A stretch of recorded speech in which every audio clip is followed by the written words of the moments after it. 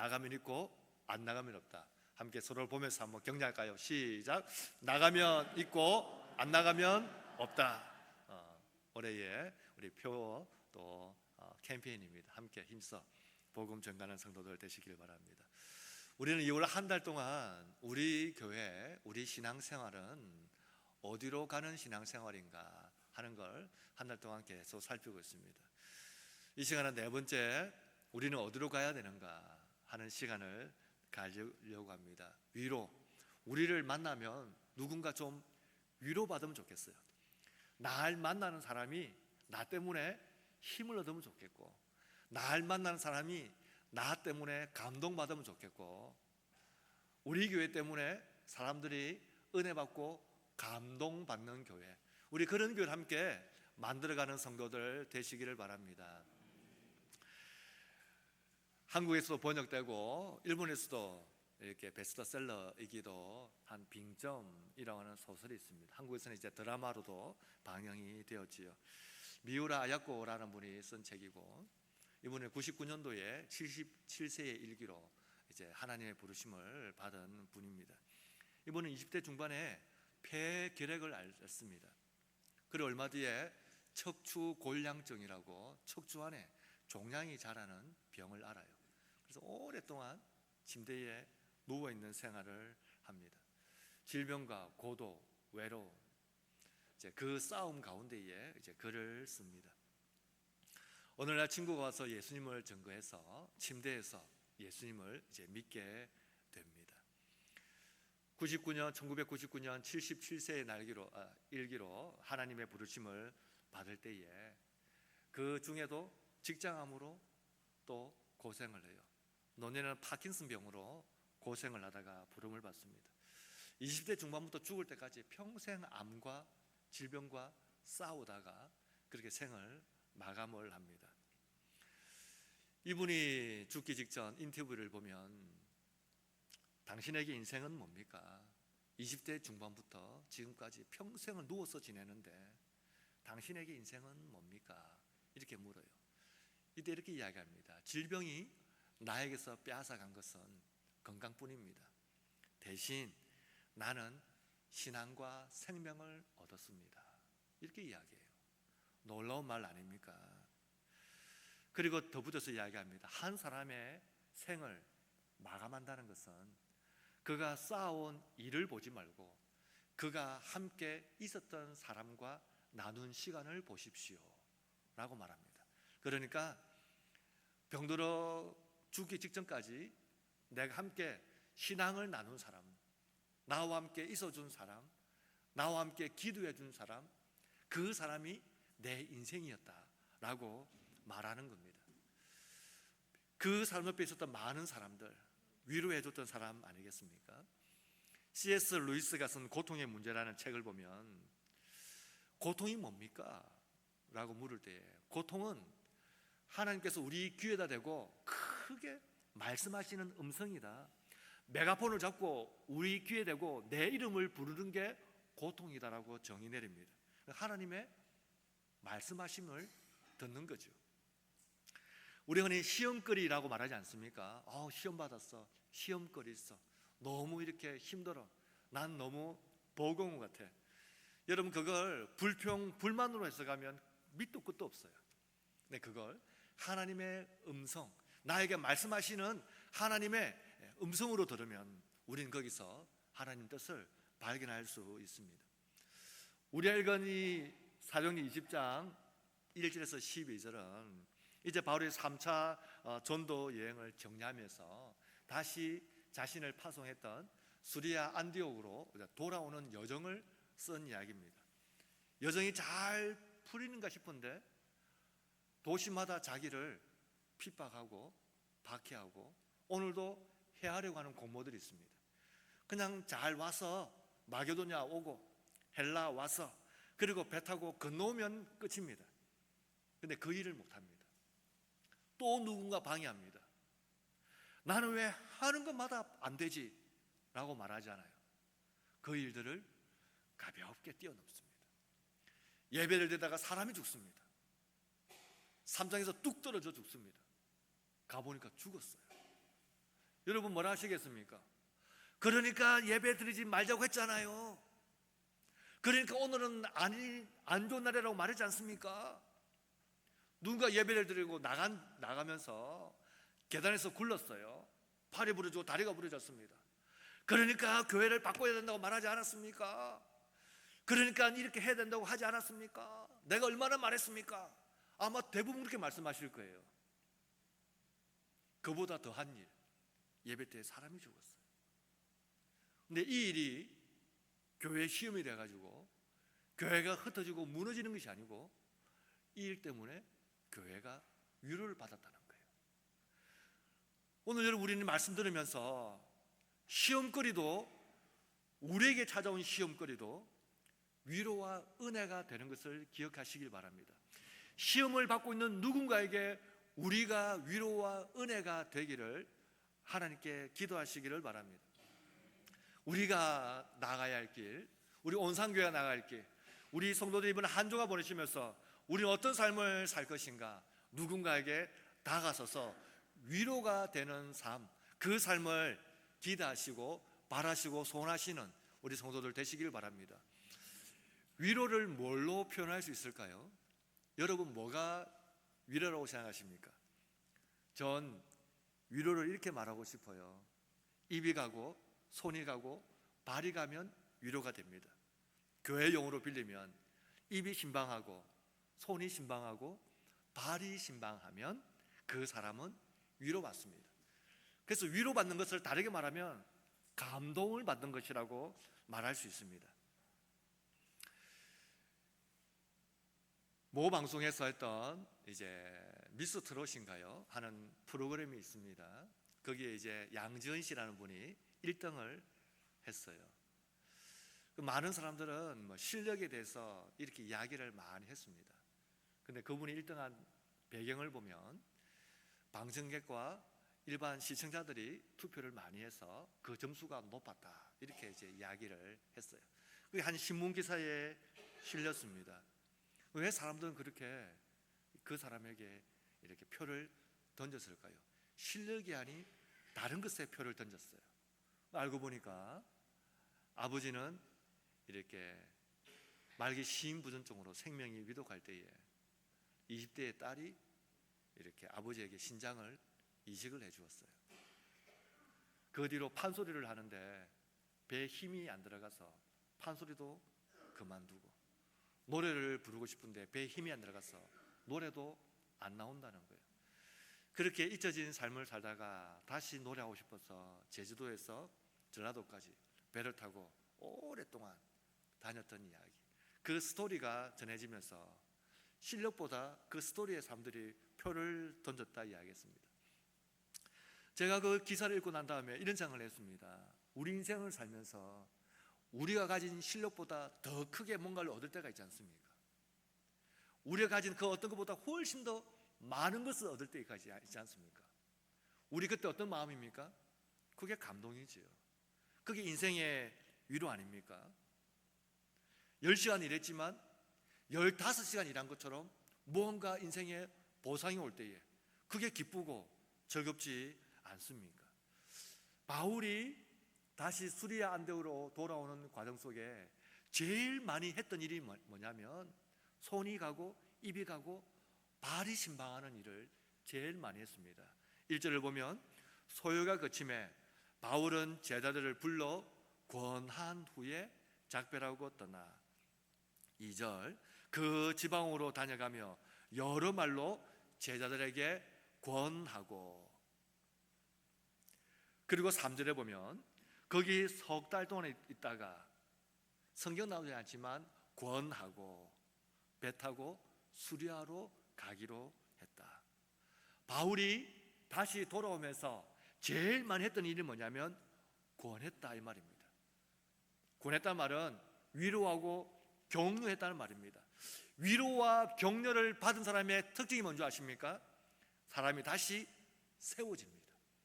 상처 입은 사람, 힘든 사람, 아픈 사람이 누군가 나를 찾아와서 위로하고 격려하고 주의 말씀으로 위로 줄 때에 다시 사람이 일어서고 세워지는 겁니다.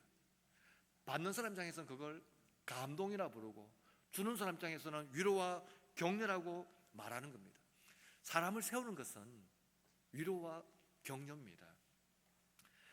사람에게 감동을 주는 세 가지의 신방, 입이 신방하고 손이 신방하고 발이 신방하면 그 사람은 다시 일어설 수 있습니다. 위로하십시오, 격려하십시오, 주의 말씀으로 사랑을 전하시길 바랍니다. 그게 입이 신방하는 거예요. 손이 신방하는 것은 잡아주고 품어주고 안아주는 겁니다. 발이 신방하는 것은 찾아가는 겁니다. 가서 식사도 나누고 커피도 나누고 때로는 작은 책을 선물하면서 마음을 전하는 겁니다. 여러분, 그게 위로와 격려고, 그걸 한 단어로 말하면 감동이고, 그걸 내 삶으로 이야기하면 그 일 때문에 내가 다시 힘을 얻는 겁니다. 사람은 그렇게 다시 일어서고 다시 세워지는 겁니다. 우리가 예배가 끝나면 예배 중간에 포만함을 작정할 겁니다. 우리는 왜 포만함을 작정할까요? 왜 우리는 이 귀찮은 일을 또 할까요? 찾아가는 겁니다. 입이 신방하고 손이 신방하고 발이 신방해서 그 사람을 다시 일으켜 세우기를 바라는 겁니다. 전도는 정해진 잡을 거기에 던지고 되돌아오는 게 전도가 아닙니다. 전도는 고단한 그 삶의 현장에 같이 있어 주는 게 전도라고 생각합니다. 전 그게 입이 신방하고 손이 신방하고 발이 신방한 일이라고 생각해요. 미국의 케네디 몰론 공과대학이 있습니다. 아주 공과대학으로 유명한 대학이고 아이비리그 그 대학과 비교되지 않는 대학입니다. 이 대학에서 탁월한 졸업생들을 추적을 했어요. 졸업생들을 추적해 보니까 한 사람의 인생에 있어서 성공이란 뭐냐, 자신의 영역에서 성공이 뭐냐라고 추적해 봤더니 졸업생 중에 자기가 실력, 탁월한 실력, 지식 가지고 성공한 사람은 15%밖에 되지 않아요. 나머지 자신의 인생에 가장 중요한 영향을 미쳤던 것은 인간관계였습니다. 사람과의 관계, 손이 가고 입이 가고 발이 가는 그 관계 때문에 한 사람이 성공할 수 있더라라고 이야기합니다. 이사야 40장 1절은 이렇게 이야기합니다. 너희의 하나님이 이르시되 너희는 위로하라. 내 백성을 위로하라. 하나님이 기뻐하는 게 뭔지 아십니까? 찾아가서 위로하고 격려하고 입이 가고 손이 가고 발이 가서 다시 사람을 세우기를 하나님이 원하십니다. 사랑하는 여러분, 이번 한 주간 그 삶을 사시는 성도들 되시기를 바랍니다. 데살로니가전서 4장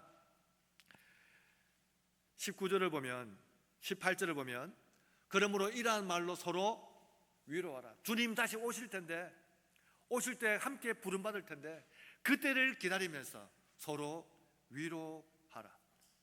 이 한 주간 보내시면서 손이 가고 입이 가고 발이 가서 위로를 전하시는 성도들 되시길 바랍니다. 나를 만나는 사람들이 나 때문에 기분 좋으면 좋겠습니다. 나를 만나는 사람이 나 때문에 웃으면 좋겠어요. 나를 만나는 사람이 나 때문에 행복해졌으면 좋겠습니다. 우리 교회는 그렇게 누구라도 이질감이 없는 교회가 되면 좋겠어요. 우리 교회 왔는데 폭 싸고 앉고 새로운 사람에 대해서 전혀 이질감이 없는, 낯선감이 없는, 언제나 함께 있었던 것처럼 그렇게 위로하고 격려하는 그런 교회 함께 만들어가는 성도들 되시기를 축복합니다. 오늘 두 번째는 뭐가 위로일까요? 저는 이렇게 말하고 싶습니다. 나는 생각보다 당신 가까이에 있습니다. 이렇게 말하고 싶습니다. 운전하시죠? 이 백밀러가 있지 않습니까? 백밀러를 보면 이 백밀러 아래쪽에 이렇게 글자들이 있습니다. 사물이 생각보다 가까이에 있습니다. 이런 표현이 있어요. 눈에 비치는 것보다 훨씬 더 가까이에 있다는 거예요. 아마 이제 굴곡진 경사 때문에 보는 것과 실제가 차이 나서 그런 것 같습니다. 누군가에게 위로가 된다는 것은 생각보다 가까이 있어주는 겁니다. 바울은 전도 여행이 꼬이기 시작합니다. 19장에서도 꼬였어요. 20장에 와서도 꼬입니다. 3절, 거기에 석 달 동안 있다가 배 타고 수리아로 가고자 할 그때에 유대인들이 자기를 해하려고 공모함으로 마게도냐를 거쳐 돌아가기로 작정하니.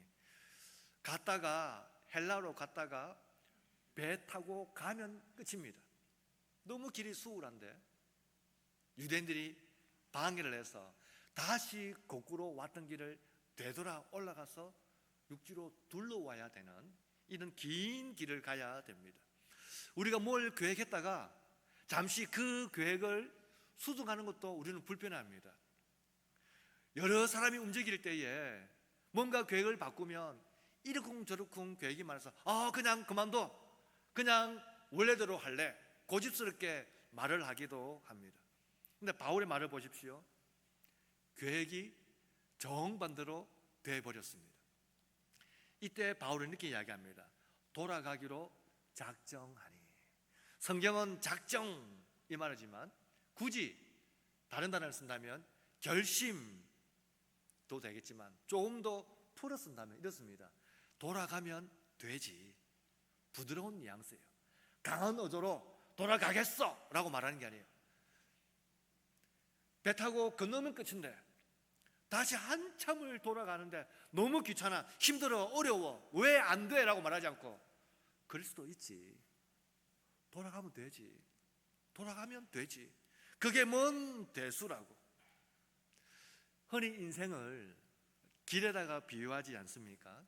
나그네 길, 고행길, 순례의 길, 낯선 길. 인생을 길에다 비유합니다. 왜 길에다 비유할까요? 아마 길을 걷다 보면 배우는 게 많은 것 같습니다. 늘 같은 길을 걸어가도 보는 게 다를 때가 있고 늘 똑같은 길을 걸어가도 다르게 느낄 때가 있는 것 같아요. 가다 보면 많이 배우는 것 같습니다. 그런데 인생을 길에다 비유하는 것 같습니다. 길을 갈 때에 누가 있었으면 좋을까요? 친구가 있으면 좋겠지요. 혼자 가는 것보다 함께 가는 게 좋을 겁니다. 3절에서는 계획이 뒤틀려 버렸습니다. 불편하고 누군가 나를 해하려고 해, 죽이려고 해, 나 다시 되돌아 가야겠어 라고 말하는데 그 뒤를 읽어보면 바울의 감정이 나오지 않아요. 내가 그 사람 나를 해하려 하니까 난 이렇게 대처하겠어 라고 말하지 않습니다. 오히려 4절, 5절을 보면 자신의 일행들을 길게 이야기합니다. 여기에 아주 처음 듣는 이름도 3명, 4명 됩니다. 여기에 누가 이름은 빠졌어요. 누가를 포함하면 사람의 수가 8명쯤 되겠지요. 혹은 제3의 인물이 있을지 모르겠습니다. 바울까지 포함하면 9명입니다. 9명이 여행을 하는데 계획을 거꾸로 털어서 다시 되돌아갑니다. 너무 쉬운 길을 버려두고 다시 되돌아가야 되는 일을 만났습니다. 여러분 3절과 4, 5절의 차이가 보이십니까? 어려운 일을 만났는데 바울은 어렵다고 말하지 않습니다. 대신 그 어렵다는 말 대신에 친구들의 이름을 쓰는 겁니다. 그래서 긴장감 대신에 함께 있는 이 사람들 때문에 나는 이 위기를 헤쳐 나갈 수 있어. 누가 날 하려고 죽이려고 하는 그 일을 만났는데 내가 이길 수 있는 것은 함께 있는 동역자들이 있어서 난 이길 수 있어. 그래서 자신의 대처 방법을 쓰지 않습니다. 오히려 친구들의 이름을 길게 쓸 뿐입니다. 20장에 제일 많이 나오는 단어가 뭔지 아십니까? 우리라는 단어입니다. 우리가 뭘까요? 우리가 뭘까요? 우리. 나를 싸고 있는 사람들이 우리 아닙니까? 날 싸고 있는 사람, 내 배 바짝 붙어 앉은 사람, 늘 함께하는 사람, 우리가 있어서 위로받는 겁니다. 옆에 계신 분에게 한번 인사하십시오. 옆에 앉아주셔서 감사합니다. 우리, 말이 아니라 함께 있어주는 사람, 전 그게 위로라고 생각해요. 위로는 다른 데 있지 않습니다. 고단한 삶의 현장에 같이 옆에 있어 주는 것만으로도 위로가 된다고 생각해요. 오늘 나를 싸고 있는 우리가 있음을 감사하시길 바랍니다. 우리 교회가 여러 사람을 품는 교회가 되면 좋겠습니다. 우리 성도님들이 사람을 품는 성도들이 되면 좋겠습니다. 교회는 이걸 제일 잘 표현한 게 구역 모임이에요. 우리 구역 모임은 6개월마다 바꿉니다. 번거롭지요. 구역장도 제비 뽑습니다. 구역 식구도 제비 뽑습니다. 하반기가 되면 구역장을 더 세울 겁니다. 꽝이 석 장 나올 수 있어요. 뽑았는데 꽝이에요. 나 어떻게 구역 식구 하는 거지요? 아무도 예측을 못합니다. 기도하고 뽑는 거예요. 제가 정하지 않습니다. 근데 놀라운 것은 할 때마다 사람이 섞이는 거예요. 할 때마다 구역장이 섞이는 거예요. 수십 년 신앙생활을 했는데 한 번도 구역을 안 해본 분도 있어요. 섞였어요. 몰랐던 부분을 발견했습니다.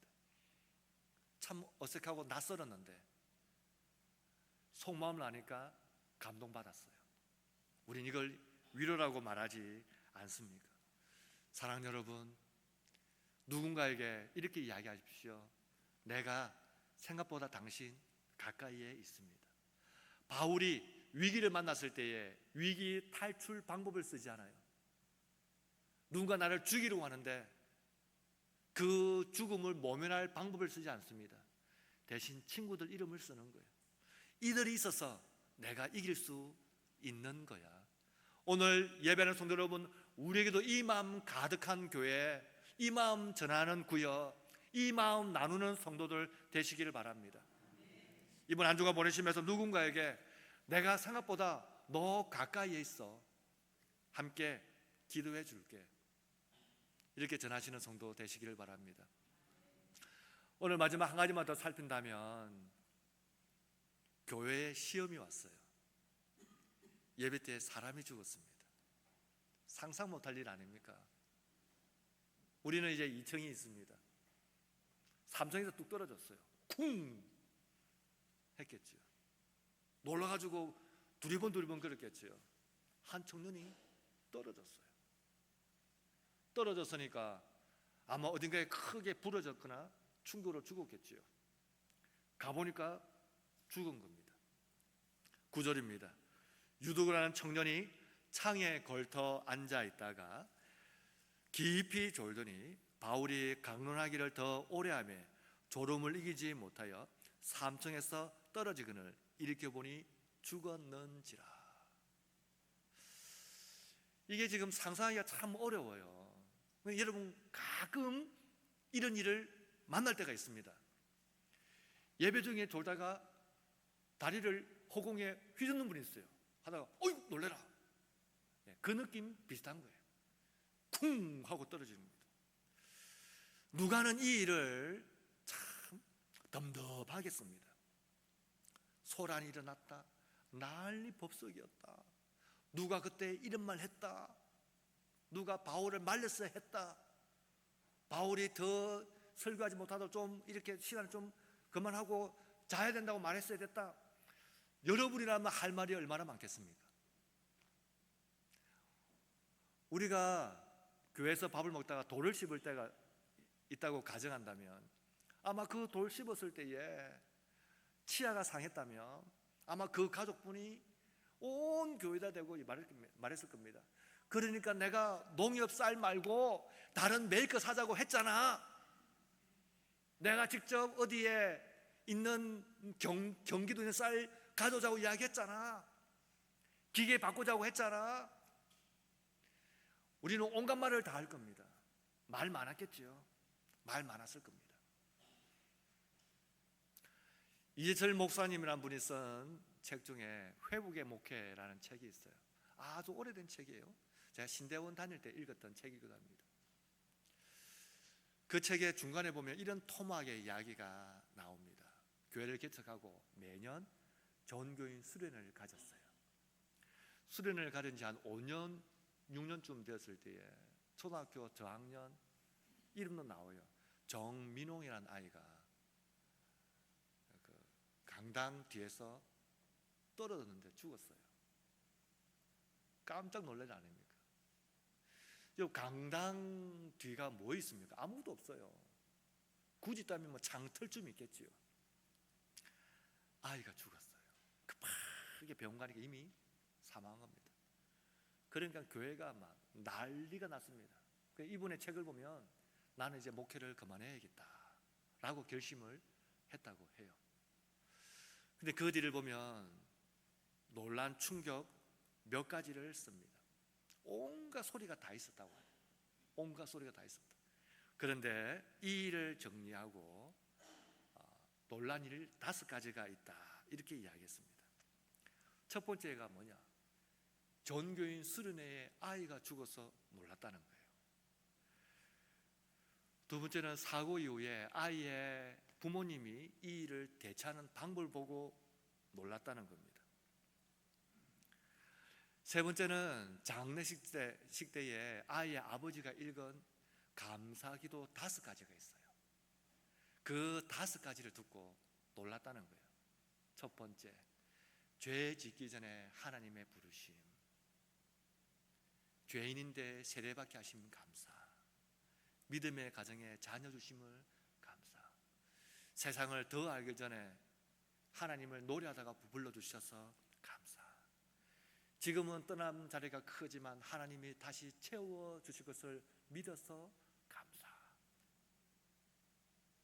아버지가 그 감사 기도 5개 제목을 읽었어요.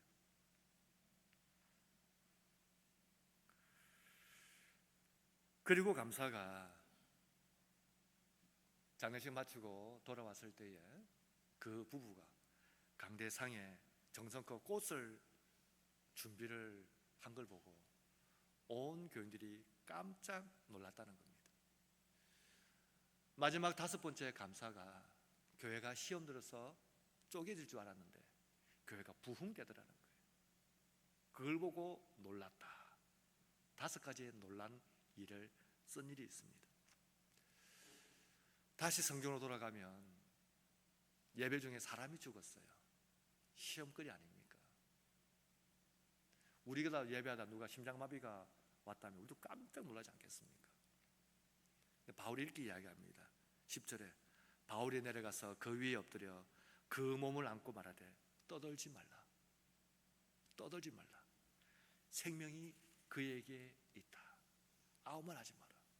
생명이 그에게 있다. 아무리 큰 시험이 와도 하나님을 바라보면 시험도 은혜가 되는 겁니다. 그래서 시험이 올 때에 하나님을 보면 시험이 은혜로 바뀌는 거예요. 11절 12절 이렇게 이야기합니다.